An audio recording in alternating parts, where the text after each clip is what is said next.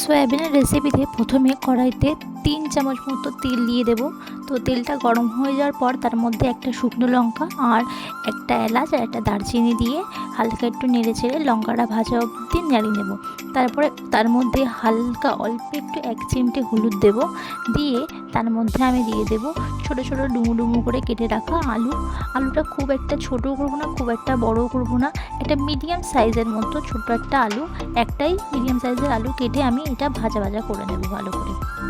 ভালো করে নেড়ে ছেড়ে ভাজা করে সামান্য পরিমাণ দিয়ে দেবো হচ্ছে নুন, স্বাদ মতো নুন দিয়ে এটাকে ভালো করে এবার লাল লাল করে আমি ভেজে নেব। তো লাল লাল করে আমি ভেজে নেব। এরপরে দেবো হচ্ছে গিয়ে বাটা মশলা।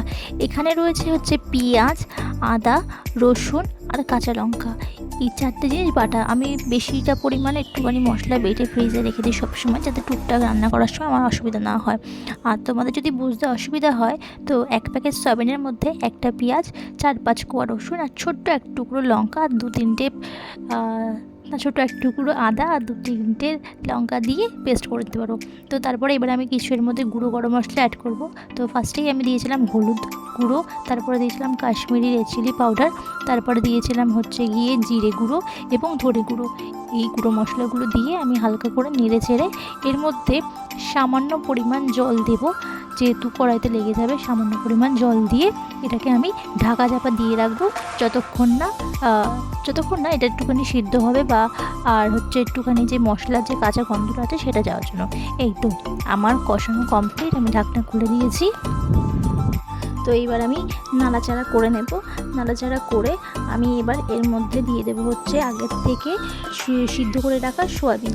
এবং সোয়াবিনটা সিদ্ধ করেছি আমি জল দিয়ে, নুন দিইনি, নুন ছাড়াই জল দিয়ে সিদ্ধ করে এর ভিতরে যে জলটা আছে সেটা আমি চেপে ফেলে এই সোয়াবিনটা দিয়ে হালকা নাড়াচাড়া করে নেব। করে এবার আমি দিয়ে দেবো হচ্ছে গরম জল।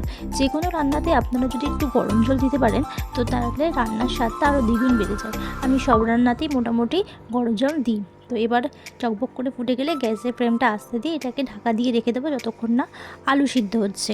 তো এবার আমি চেক করে নেবো যে আলুটা সিদ্ধ হয়েছে কিনা। তো এবার আমি দেখে নেবো যে আলুটা সিদ্ধ হয়েছে কিনা। এই তো আমার আলু পুরো একদম গলে গেছে। তো এবার আমি নাড়াচাড়া দিয়ে আমি একটু টেস্ট করেছিলাম, যেহেতু একটু নুন কম ছিল তো আমি অল্প সামান্য পরিমাণ আবার স্বাদ মতো নুন দিয়ে দিলাম। তো সবার শেষে আমি দিয়ে দেবো এর মধ্যে গুঁড়ো গরম মশলা, সানরাইজের গুঁড়ো গরম মশলা দিতে পারেন, এটা খুব ভালো একটা গরম মশলা। তো এটা দিয়ে আমি নাড়াচাড়া করে ব্যাস একটুখানি ফুটে দিলেই আমার সয়াবিনের তরকারি রেডি। এবার যে যেরকম ঝোল খান সেরকম ঝোল রেখে দেবেন।